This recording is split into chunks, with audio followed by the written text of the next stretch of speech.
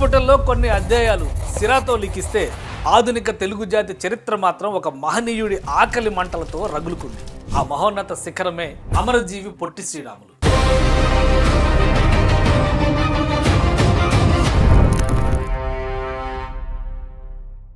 సొంత గడ్డపైనే పరాయి వారిలా బతుకుతున్న తెలుగు వారికి ఒక చిరునామా, ఒక రాష్ట్రాన్ని ప్రసాదించిన ఆ త్యాగధనుడికి నవ్యాంధ్ర రాజధాని అమరావతి గుండెల్లో సముచిత స్థానం దక్కుతోంది. అదే శరవేగంగా నిర్మాణం జరుగుతున్న స్టాట్యూ ఆఫ్ సాక్రిఫైస్.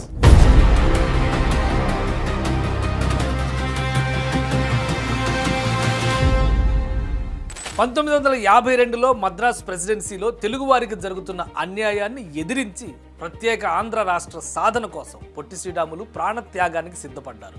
మద్రాసు నగరంలో 58 రోజుల పాటు అన్నం నీరు ముట్టకుండా ఆయన చేసిన కఠోర దీక్ష ఢిల్లీ పీఠాన్ని సైతం కదిలించింది.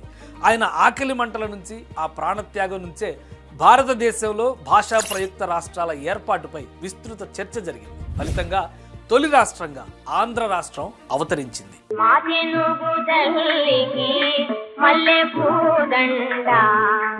తెలుగువారి ఆత్మ గౌరవానికి నిలువెత్తు రూపంగా రాజధాని అమరావతిలోని శాఖమూరులో 6.8 ఎకరాల సువిశాల ప్రాంగణంలో ఈ త్యాగమూర్తి స్మారక వనం అద్భుతంగా రూపుదిద్దుకుంటోంది.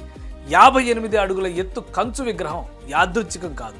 శ్రీరాములు ఆమరణ నిరాహార దీక్ష చేసిన 58 రోజులకి ఇది సజీవ సాక్ష్యం. ఇది కేవలం ఒక విగ్రహం మాత్రమే కాదు, భవిష్యత్ తరాలకి చరిత్రని కళ్లకు కట్టేలా అమరజీవి జీవిత విశేషాల్ని తెలిపే అత్యాధునిక మ్యూజియం.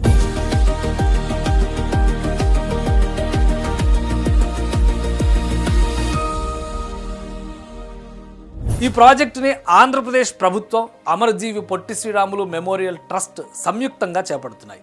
ఈ మహాకార్యంలో ప్రతి తెలుగువాడు భాగస్వామి అయ్యేలా విగ్రహం కొలతని అంగుళాలుగా విభజించి ప్రజల భాగస్వామ్యంతో దీన్ని నిర్మిస్తుండడం ఒక చారిత్రక ఘట్టం.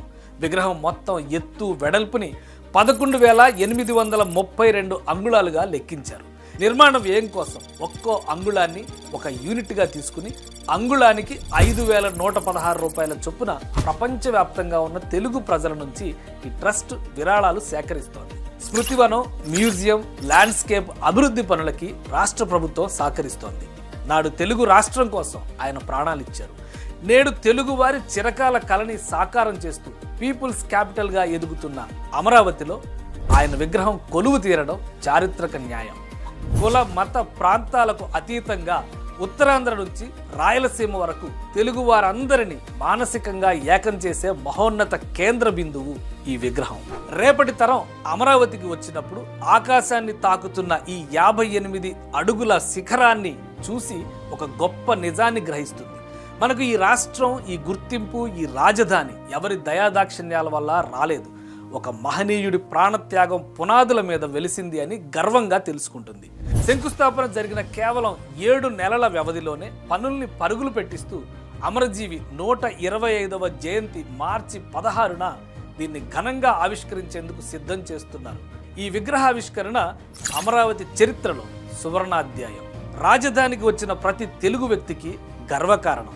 తెలుగు భాష ఖ్యాతి కోసం, జాతి కోసం ప్రాణమిచ్చిన చరిత్ర మనది అని యావత్ ప్రపంచానికి సగర్వంగా చాటి చెబుతాడు అమరజీవి.